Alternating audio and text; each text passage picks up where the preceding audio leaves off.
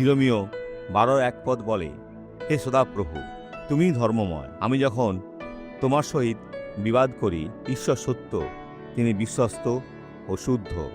তথাপি তোমার সহিত বাদানুবাদ করিব। দুষ্ট লোকেদের পথ কেন কুশলযুক্ত হয়? যাহারা অতিশয় বিশ্বাসঘাতক, তারা কেন শান্তিতে থাকে? বিশ্বাসঘাতকতা পূর্ণভাবে একটি হিসাবের দিন আছে, যখন ঈশ্বর এই লোকেদের হিসাবের দিন দেবেন। আমার হিসাবের দিন কি হবে?